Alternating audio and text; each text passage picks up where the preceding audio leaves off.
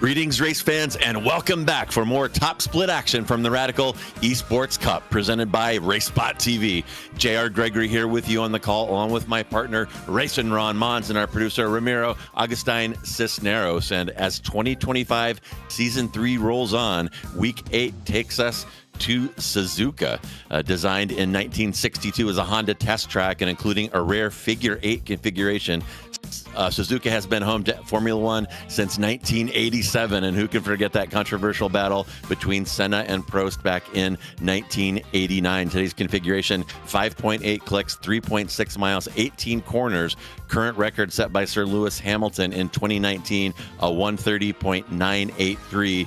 All kinds of pluses here for these Radicals. 130R is flat, all those fast sweepers, and a couple of minuses, that Kobayashi hairpin and that slow entry to the Casio triangle. So, Ron, this season's schedule takes us to 10, count them, 10 past or present Formula One circuits. And like many of those others on the schedule, Suzuka really lets these Radicals shine.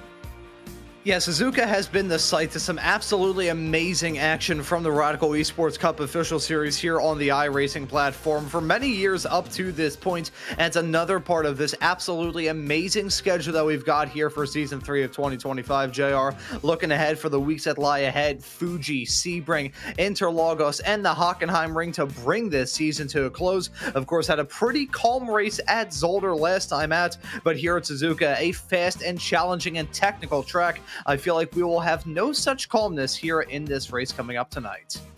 Yeah, Suzuka brings it hard, fast, and exciting. Every time we come here, there's going to be contested entries into Turn 1, and believe it or not, there's going to be contested entries into 130R as well. So these Radicals always put on a fantastic show here. There are your track conditions, pretty mellow right now.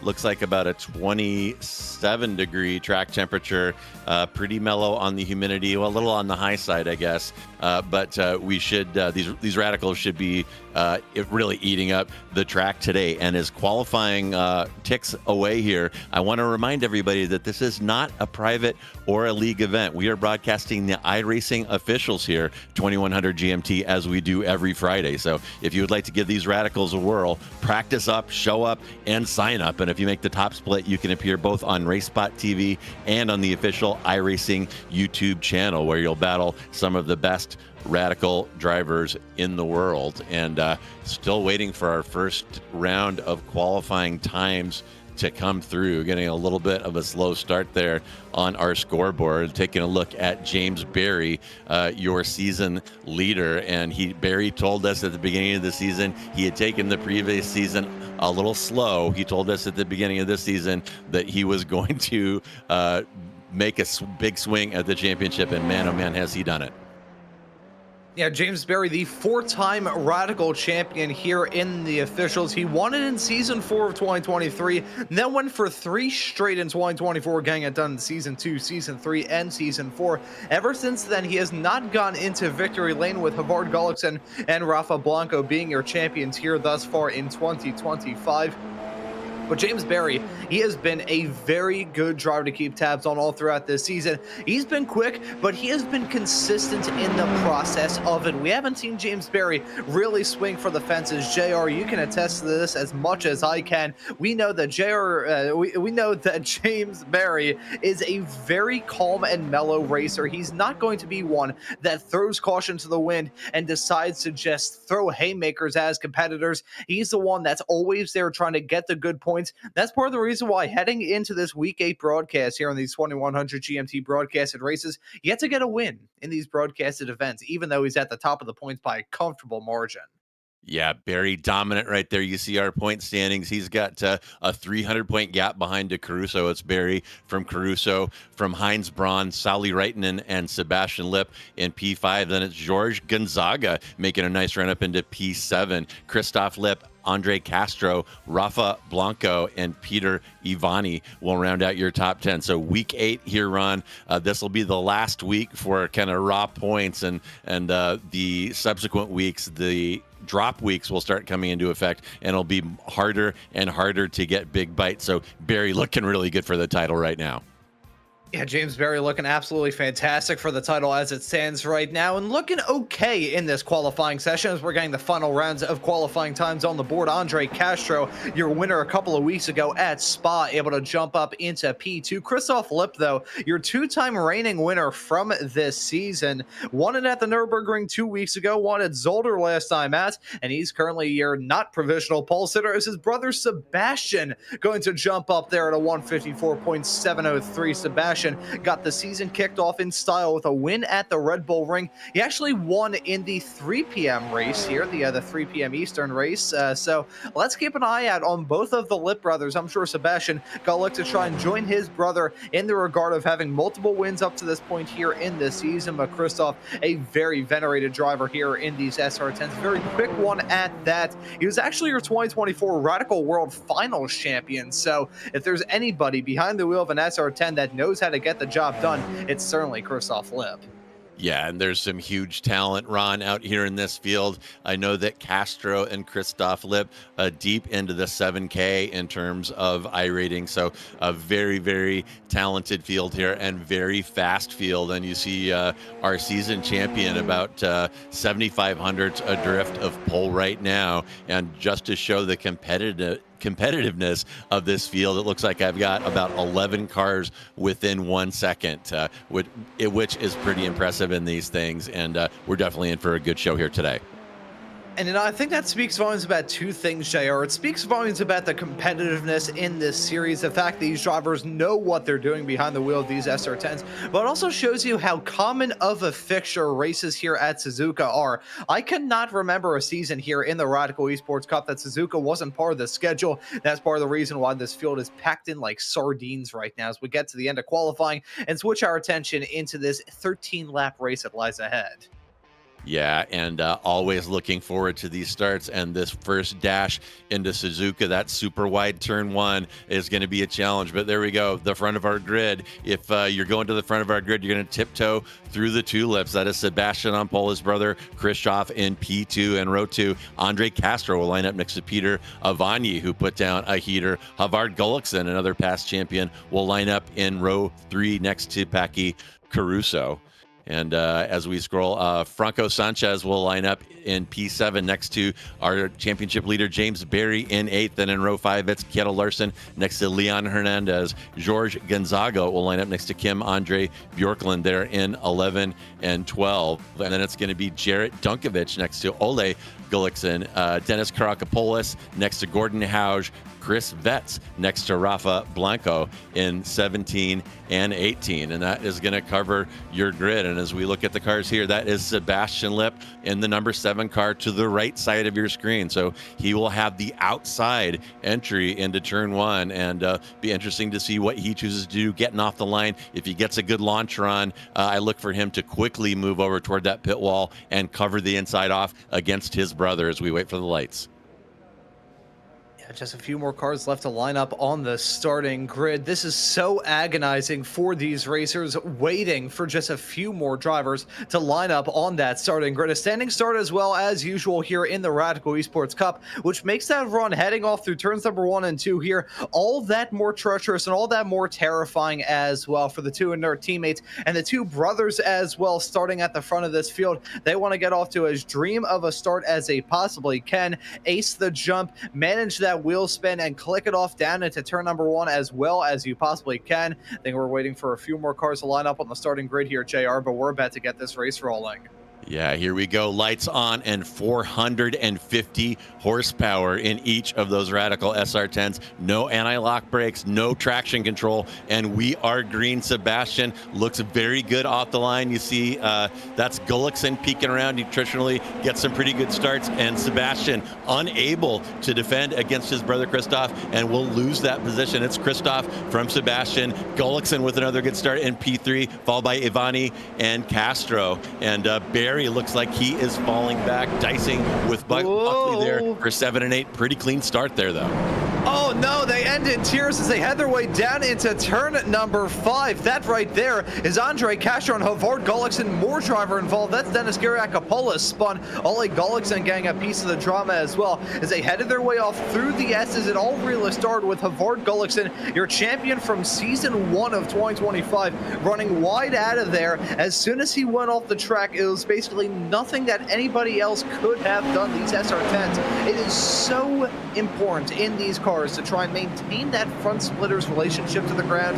If you get a little bit of skew, either with a bad curve whack, running off the track, or whatever it may be, doubly so on cold tires, you're just going to spin around like a top and collect more drivers. Unfortunate there for Castro, Gullikson, and Kiriakopoulos, all probably with some damage as we take a look at a replay to see that drama coming at turn 4.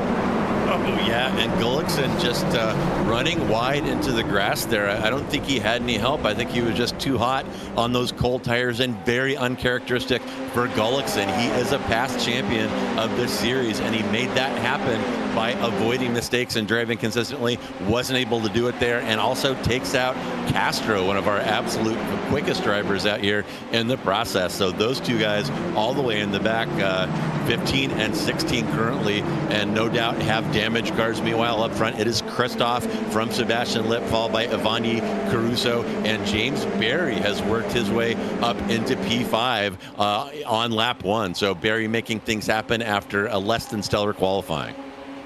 Yeah, so Barry proving yet again that being consistent can be important here around this racetrack. We talked at length already in this show, JR, about how important it is the fact that this is a track that we see a lot of here in the Radical Esports Cup world. This track has been a fixture of the schedule for many, many moons up to this point, and I keep my fingers crossed that it will be a fixture for many, many more moons to come. But it goes back to a point that I've said quite a lot in broadcast, where you see these common combinations. There is such a thing in the world of motorsports as overconfidence.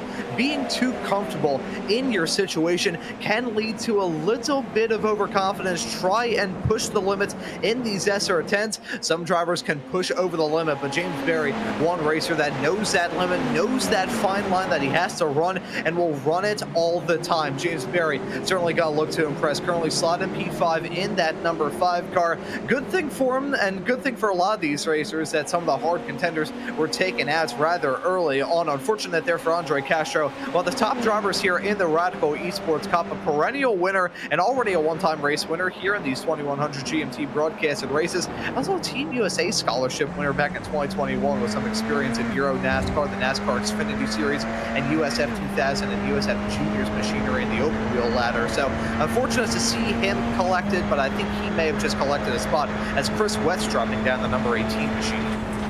And riding along with Barry here is 130. Are these Radicals going through there almost flat, maybe just a tiny little lift, then into the Casio triangle. You throw away the first corner, try to get a good exit out of the second on our third mad dash down this pit straight. Haven't seen a lot of action here in turn 1, but I don't expect that situation to hold throughout the entirety of this sprint race. And my goodness, look at Christoph all over Sebastian Lipp, about a 3/10 gap right now. You got to wonder if Sebastian has designs on making a move. Also, Barry very, very close up behind Paki Caruso. And these are all frequent flyers here with us, Ron. These racers know each other very, very well, know each other's tendencies. And as you point out, they definitely know this track. This is one of those tracks like Spa, where all of these drivers have thousands and thousands, maybe tens of thousands of laps. They're all so fast and so experienced. They're just looking for those little hundredths of a second here and there to gain an advantage. Yeah, with the field as close as it is, and it being a combination that these racers are so familiar with, that's when you start to see these racers really try and push the limit. And I gotta think, when it comes to the battling that we are certainly going to see between now and the end of this 13-lap long race, that will be when these racers really start to turn up the wick a little bit. But we jump back to the action with Christoph Lipp and Sebastian Lipp heading their way off through turns number 1 and 2. I believe this was slightly delayed as to what's going on at the present moment, because Christoph and Sebastian heading their way off through Spoon Curve as it stands right now in the live shot. But you can see in this replay how close the two were as they headed their way off through the S's, and that is rather well driven from Sebastian Lip as well, remaining in the draft of his brother and teammate right behind. These SR10s, rather tricky when it comes to the dirty air. They have such strong slipstream, and with that, you've got such a strong amount of dirty air, especially heading off to the first sector here, JR. Yeah, and look at that timing tower, Ron. We have 14 cars within 10 seconds, and that means there's less than a second gap between the vast majority of them. And this field super competitive as usual, and not seeing a lot of moves here yet early, though. These drivers calm, cool, and collected, and kind of putting their laps down nose to tail. Although I see somebody taking a peek down the pit straight there in the background. There is George Gonzaga trailing Kim Andre Bjorklund by about a tenth. Oh, gives a little peek there, reminds Bjorklund that he's back there, and George may have designs on that P9.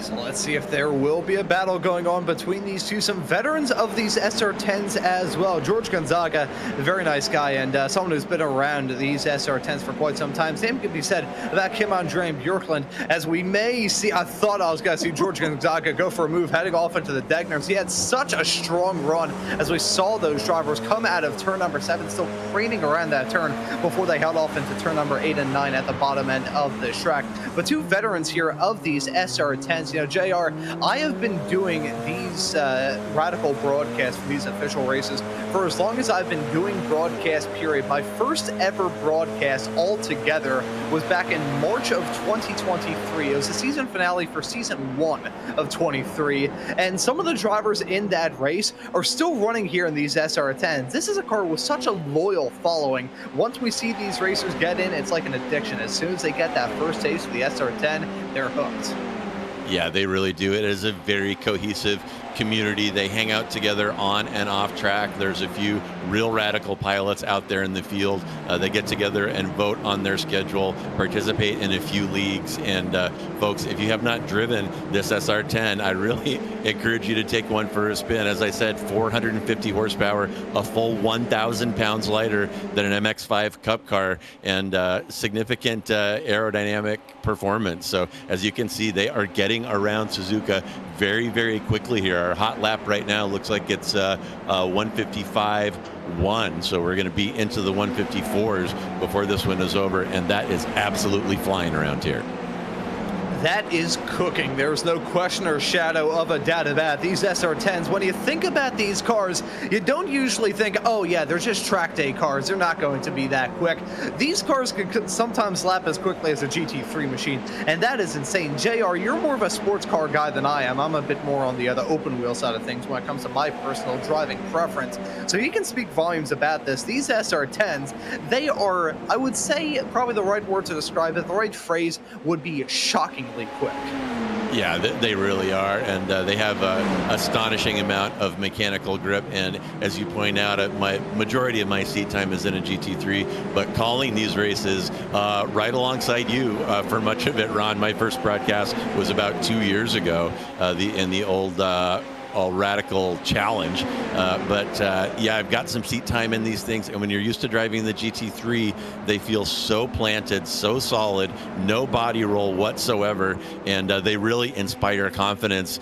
And frankly, in spots where the GT3s make you nervous. We're coming up on one of them now. This 130R is a little iffy. Oh, here we go. There's the inside move. Speaking of 130R that we've been waiting for, Barry is going to stick it down the inside of 130R. Caruso wisely backs out of it, and now he's got Sanchez wanting to pick up the pieces. He's sniffing around, though, a little bit. Caruso. Whoa! Caruso sticks his nose inside the Casio triangle. I thought for sure that was going to lead to contact. Packy has been involved in a couple of incidents over the years. I thought we were going to see one there, Ron.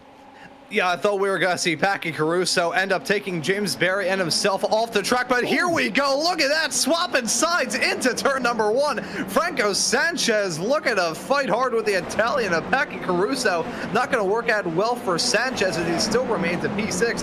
flash of the headlights as they head their way down into turns number 3 and 4. But my, oh my, that was a lot of close quarter stuff in the span of just a couple of moments. First was the drama with Caruso and Berry down into the Casio Triangle. Then Franco Sanchez, Buckley, and Packy Caruso decide to have a little dance together as they headed their way down into turn number 1. That's the thing with these SR10s. The draft is so, I would say, probably disgustingly strong. I say this a lot on these broadcasts, and I'll say it again because it really is a lot of truth said in just. These SR10s probably up there with the likes of the Spec Racer Ford and the Formula V in terms of the strongest drafters on the road course side of things on the entirety of iRacing. These cars may not be the biggest in the world. They punch a huge hole in the air. So if you're right behind, it feels like you've got DRS, KERS, nitrous, the force of God blowing you along, a 50,000 mile an hour tailwind. You've got everything going in your direction. That's part of the reason why Franco Sanchez, Buckley, and Packy Caruso, look at the quick hands there of Franco Sanchez. Any slower of a reaction, and that would have been an airplane crash. Yeah, that was quite a wild door slam there by Sanchez. Kind of shades of Sebastian Vettel squeezing his competitor up against the pit wall down the straight there, and good avoid by Sanchez there. And Sanchez still sniffing around, and it'll be interesting to see how this unfolds this time. That little train there, Berry, Caruso, and Sanchez. There's about 6 or 7 tenths between all three of those cars. You see Berry go to the right to try to break the draft, and he is going to stay there. Caruso, as we said, very aggressive. If he sees a sliver of daylight, he's going to stuff that radical down there. And this time, they're all taking it down a notch, taking a breath, and saving it for a later lap, lap 7 of 15 now. And at some point, you got to settle in, get your laps done, and save up your tires for those late charges, Ron. And I think part of the reason why these racers are deciding to take it a little bit easy as we are around that halfway mark of this 13-lap-long race here on RaceSpot TV and the iRacing Esports Network is the fact that James Berry, Packy Caruso, and Franco Sanchez were running by themselves. Keyword being were. It's the past tense for a reason, as Kettle Larson and Leon Hernandez right behind there as well. Kettle Larson, another veteran here in these SR10s. I first got a grip to seeing him run well in iRacing and GT3 machinery. And as we said, if you've got a good background in sports cars, you can run well here in these SR10s. And that's why Kettle Larson, a top runner here in these Esports Cup official races, a pretty good driver on the Radical European Championship as well that you can catch on Sundays here on RaceSpot TV. But right now, Larson running in P7, right in the toe of the 3 cars in front. It looks like he's been able to shake off Leon Hernandez in the number 14 machine like a bad case of the fleas. I think something may have gone down with him because he's lost out on a boatload of time throughout this first part of the lap. Yeah, and Larson at this point in the race run actually kind of sitting pretty right here in P7. And you're right, the fighting between Berry, Caruso, and Sanchez has allowed Larson to catch up. And, you know, it would not be out of the question to see Larson make a big move here. We've seen twofers down into turn 1. And does Larson have his eyes on making a 3-for-1 move here at the end of this very, very tight train? You see Berry moving over again. And is he going to give Caruso an opportunity around the outside? This outside move is doable here. And let's see if Caruso can hang on. Not quite. Berry gets a slightly better drive, but Caruso still all over him. May he try the outside of the next corner? No, but my goodness, incredible nonstop action. That battle for P5, it's Berry from Caruso, from Buckley, from Larson. And let's not forget up front, having a little track day, it's Christoph from Sebastian Lipp in 1 and 2, and Ivani there in P3. They have kind of driven off, so we've fallen back to the action in this part of the field, which has been impressive. Right now, this battle with Caruso and Berry is a game of the Rattler and the Rattled. Right now, we have got James Berry. He is running really strong as he possibly can. But right now, he's having his cage rattled just about every single opportunity that Packy Caruso can close up, heading down into turn number 1, and even heading off into the start of the S's for that matter. I was thinking, no, Packy, come on, man. Around the outside, down to turn number 3. In my entire time covering races at Suzuka, I don't think I've seen a move around the outside in the first part of the S's work out well. Caruso backed out of it, but he was still rattling the cage of James Berry throughout the first part of that lap. And I think part of the reason why that is the case, of course, Packy Caruso, very good driver, very experienced in these SR10s as well. But he is also one that knows how to get down and jiggy with it, so to speak. He knows when to push the limits, when to try and go for the moves. He is not a racer that's going to back out of it, but right behind you've got another rather aggressive driver as well in the form of Franco Sanchez. Buckley, here comes a dive from Caruso into the triangle, and he gets it done. What a move by Packy Caruso there, under braking. I think Berry made no attempt to cover that because he didn't think Caruso had a crack at it, but he did. Caruso showing his boldness under the brakes here, and now it is Caruso on defense from Berry. Going into turn 1, and Berry is going to lose another one. That is Sanchez testing Berry around the outside of that 1-2 complex. He's going to have the inside line.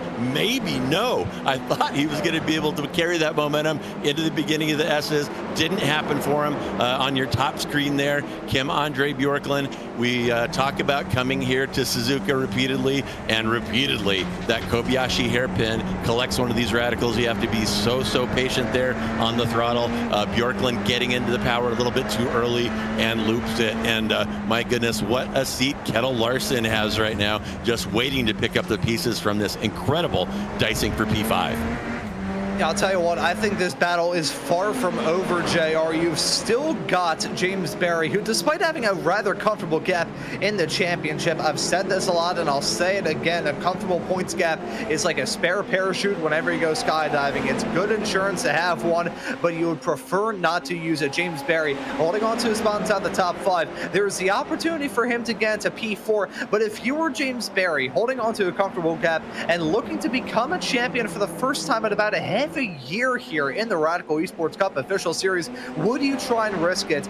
Would you throw caution to the wind? Let's see as they head their way down the backstretch out of the spoon section right there. Caruso gonna be the Pied Piper of this pack, but Berry now gonna apply some pressure to him down the inside into 130R. They're gonna go sweeping around the outside. There is Caruso now. Look at Sanchez trying to take the run down the inside into the chicane through the gears. He's gonna go, and into 5th he's gonna go as well. And Berry falling victim to that big draft there between Spoon and 130R, and will lose another position. But back to your point, Ron, you know, I've compared Berry to Alain Prost many times over the years. Oh, no! More action, a little contact. Somehow Sanchez survives the contact with a big wiggle there, and he's going to try Caruso now around the outside of turn 1. Can't quite get it done, and that was, oh my goodness, to borrow a phrase from my partner Race and Ron, that is a code brown moment for Sanchez, who gets through it, and all of that dicing, wiggling behind has allowed Caruso to build a little bit of a gap now. He's going to get a breather. But what I was going to say, Ron, about Berry is I've compared him to Alain Prost, the little professor, over the years, because Prost was reputed only to do what he needed to do because he could see the big picture, see the points that he needed, and he didn't take unnecessary risks when he had the championship well in hand, and we're seeing Berry do that here. You know, if I was James Berry, I would be content with the spot you're running in right now. Not only are you going to see the checkered flag, not worry about safety rating, I rating, or anything of the sort dropping down, I still would not rule out him finishing in P4. At that moment, heading down the start-finish straightaway, off into turn number 1, involving Franco Sanchez and James Berry having a small little tap, I thought we were going to see that number 3 car careen into the outside Armco barrier with a horrific collision. He still kept it going in a straight line and nearly got the move done for 4th. But that close quarter stuff, if I were James Berry, I'd say, you know what? I'm going to lay back. I'm going to wait to see if these drivers go off the track in a cloud of dust and steam. But here we go. He's got a whole head of steam there as Sanchez down the inside of Caruso. He's going to go. Caruso with a bit of a hop on that outside curve. He's now going to go for it again into the triangle. That's not going to work. Off the track, he's going to go. Sanchez going to go off as well. Look at Berry and Larson threading the needle as well. Sanchez got dropped down to 7th. Caruso Caruso holding on to the spot, but he went off the track. Does he have a slowdown there? Is he going to check up these racers? Look at that drafting game as they head their way down the start-finish stretch into turn number 1. Look at Barry around the outside. Caruso, I think he's going to back out of it. Doesn't want to risk that car ending up in the barrier. He's happy with P5 still. Sanchez, he's got to be in a hard charge. He wants to get back up there, but with about 2 laps left to go here in this race here, JR, I got to wonder what these racers are going to throw our way next. That was absolutely nuts, Ron. And you called it. James Berry just sitting there. And if you had to bet on 2 cars coming together, Caruso and Sanchez would be a pretty good bet. And it almost happened right there. Sanchez absolutely got the short end of that one. Sometimes you get the elevator, sometimes you get the shaft. And Sanchez got the shaft heading into the Casio triangle there. So now that same fight as Caruso from Berry, from Larson, from Sanchez. And you mentioned Larson hanging around waiting for his chance to take advantage, and he did do that, although poor entry to the hairpin there, and Larson had Sanchez sniffing around next to him, and that train is getting longer. And look who's back. Andre Castro, back from the grave, has pushed his way all the way up into P8, and that guy can wheel. Oh, no! Contact being made. That's Andre Castro getting touched by George Gonzaga into the spoon section, and Gonzaga gonna spin around his tires. Still on that race car. He didn't hit the wall. They've probably been turned into rectangles as a result of that slide, but here we go. Back up at the front, Caruso holding on to just enough of a gap to remain in front of James Berry for now. Christoph and Sebastian Lipp, I want to raise attention to those two as all of this chaos and drama has been going on right behind. They've been running calm and solid up at the front. Peter Vanni currently slotted in third all by himself. I'm pretty sure he's probably able to take a nap. What we've got going on right now is a knife fight in the parking lot of a Barnes & Noble while somebody's in the Starbucks cafe on the inside of the place eating a nice croissant and reading a nice book. Oh my goodness, and wild stuff. What a catch by George Gonzaga there after giving Castro a little smooch there on the entry to that Kobayashi hairpin. Able to gather it up there somehow was Gonzaga, but absolutely roasted those tires, and he's gonna have to dial it down a minute while those tires recover. And we're back at that battle, pitched battle for P4. That is Caruso from Berry, from Larson, from Sanchez, and Castro is back there in the back, and maybe not enough time to get involved in this, but I know he would sure like to. Lap 12 of 13 now, so about a lap and a half remaining, and the drama here, Ron, can Caruso hang on to that P4 under relentless pressure from 3 excellent drivers behind? I'll tell you what, I'm not sure what sort of engineers Packy Caruso is in touch with, but he has been driving the widest SR10 ever seen on the iRacing platform. He has been able to defend from all sorts of challengers, but now that we're getting to the end of this race, will he be able to hold off some of the last challenges here? Look at James Berry, very close as they head their way out of Spoon. Christoph Lipp and Sebastian still running in P1 and P2, rather close to each other right now as we take a look at that from the old view, heading down into the hairpin right at the mid-sector of this lap. Looks like we're not going to see James Berry go for it yet. I gotta say, one thing that is in favor of Packy Caruso remaining in that spot is the fact that he has had these stones heading down into the Casio triangle. He has gone for lunges that I did not think were going to work, and to a certain extent really didn't work, but he's been able to hold on to that P4 spot really ever since, what do you say, about lap 2? He's been holding on to that for quite some time, so Packy Caruso putting on a very honorable drive. The white flag in the air for Christoph Lipp to go for 3 straight here in a season that started with 5 different winners, winning the first 5 races, and it became 6 the week after. Sebastian Lipp's brother, Christoph, has been able to put on a charge as of recent weeks, and doing so potentially at 3 completely different racetracks as well, the Nürburgring, Zolder, and Suzuka. He's got about half a lap to do it, but as that's going on up at the front, the peaceful stillness at the front is going on. This absolute utter carnage and chaos behind is still far from done. Yeah, and Will Berry sticking nose into Degner here. I've kind of been waiting for that to happen in this race. Haven't seen it yet. It is doable, pretty wide entry there.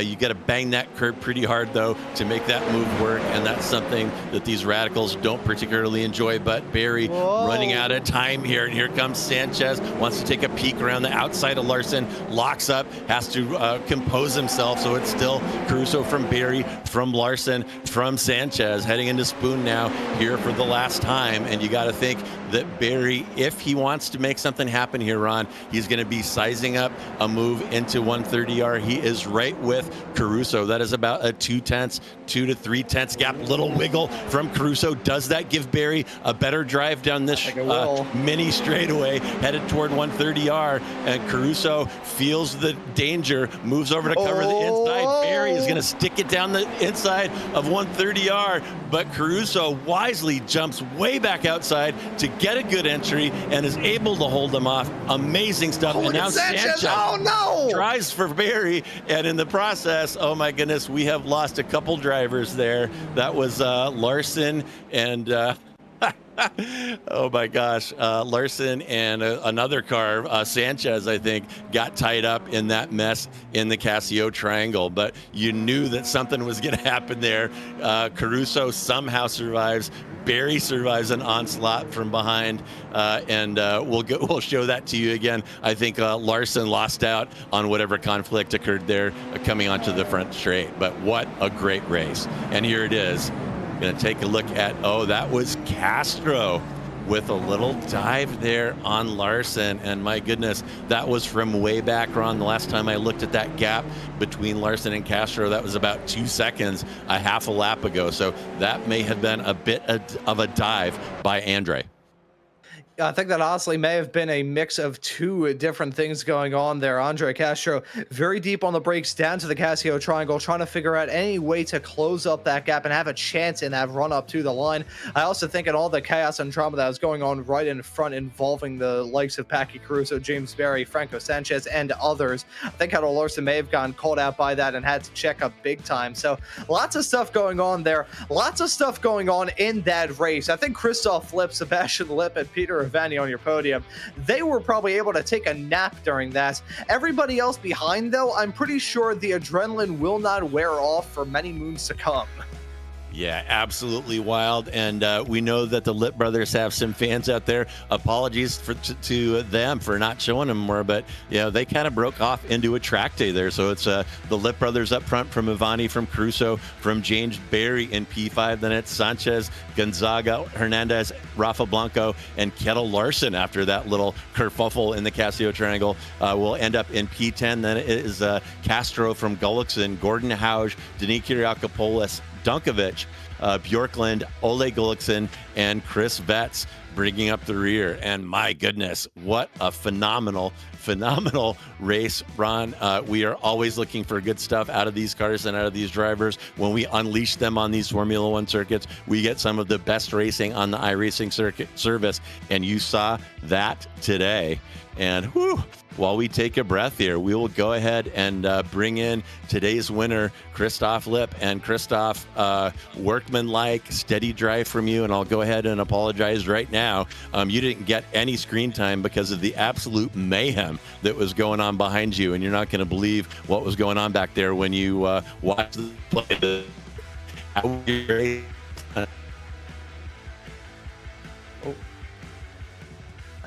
I think JR's internet may have potentially gone there, but Christoph, how's your race?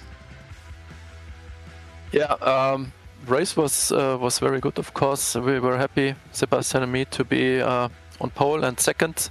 Sebastian is super fast here on this track, and unfortunately for him, he didn't have a good start, but important was that we are on 1-2. And then I think for 6-7 laps, we had to push too many hot laps to get heater out of our slipstream. Yeah, and afterwards, it was more or less cruising. There was just one situation when I asked Sebastian if he wants to pass, and he said, go, go, go. Maybe you have seen it. He was beside me at that time, but the rest was then quite relaxed, I would say. can imagine that was super, super relaxing for you throughout that race. I think the line that I said at one particular point during that show was that you and your brother were up at the front of the field enjoying some sort of baked good and reading a nice book inside of a cafe while there's a knife fight going on right outside the front door. So I'll pass it back off to JR here because I believe his connection issues have now fixed themselves. But Christoph, well done on a rather brilliant drive. JR, I'll pass the mic back off to you. Yeah, do you guys copy me? Yep, I got you. All right, excellent. Well, Christoph, what I was saying when I apparently lost my connection for a moment, I just congratulate you on a great race and offering my apologies for the lack of screen time for the Lip Brothers track day up front because there was absolute mayhem behind, as Ron said. So I know that you're going to enjoy going back and watching that. It was absolutely nuts back there in a fight for P4. But thank you so much for stopping in and sharing your insights with us after the race. And as we wrap up, is there anyone you would like to thank or give a shout out to today? Yeah, of course, shout out to Sebastian. As I said, he had the best pace today on this track. He also deserved the win, but he didn't want to have it. So yeah, shout out to him, and also cheers to the rest of the Inert Racing team. All right, excellent. Well, thank you so much, Christoph, and we look forward to seeing you next week. Thanks, bye.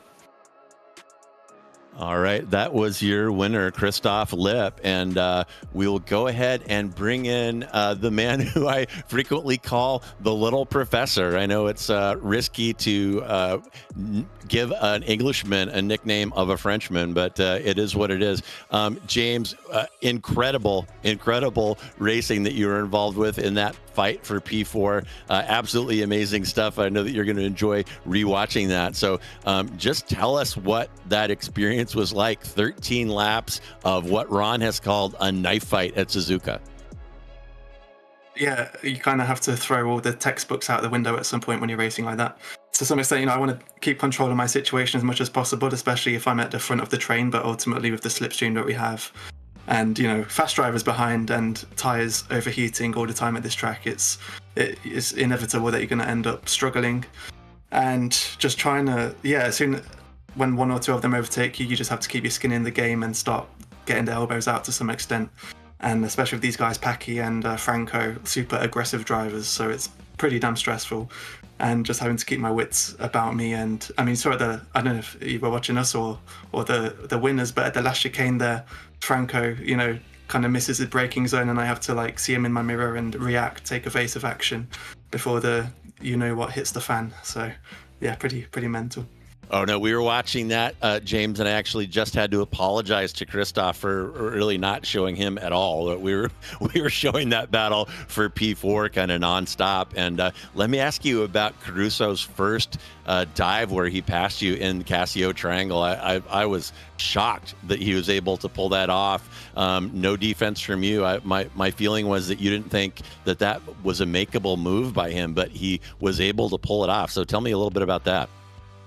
Yeah, I didn't expect it. I thought maybe it's possible, but I didn't want to defend at that point, especially in that last chicane. If you start defending, then you compromise yourself so much.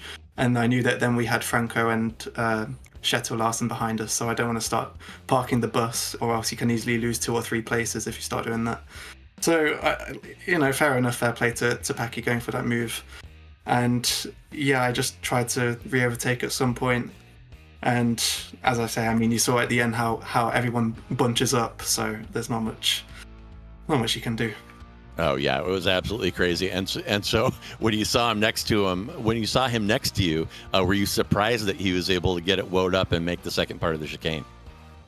No, I mean, I saw him coming in my mirror. I've got this huge mirror in my VR headset, so I'm very aware of what's happening, and I knew he'd be able to make the move, and I hoped I would be able to get him back, but it's not so easy into turn 1.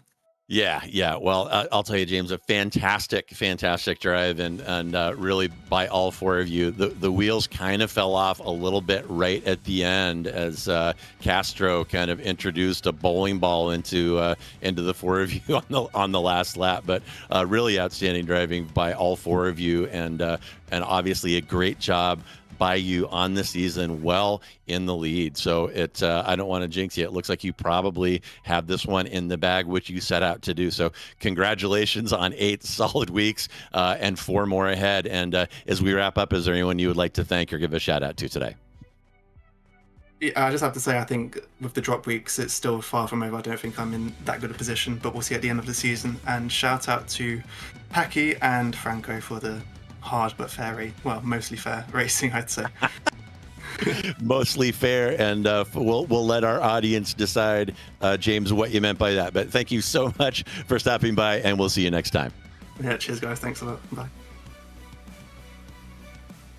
Holy cow, Ron. And my goodness, that was Suzuka. That was incredible. And folks, you are going to want to join us next week for the next Radical Esports Cup event at Fuji International Speedway, 2100 GMT next Friday. So we're just going to take a quick jaunt across the Japanese islands to another famed Formula One circuit. This one, I believe, Ron, the longest front straightaway that these cars will encounter on this schedule. So James was talking about the draft at Suzuka. It's going to be extra drafty at Fuji. So, oh my goodness. Well, that was a fantastic race. I'm delighted to have been here to call it with you, Ron, and to our audience, thank you so much for joining us for today's broadcast of Week 8, 2025, Season 3 of the Radical Esports Cup. I am J.R. Gregory. On behalf of myself, my partner, Racing Ron Mons, our producer, Ramiro Cisneros, and everyone here at RaceSpot TV, have a great Friday and an even better weekend.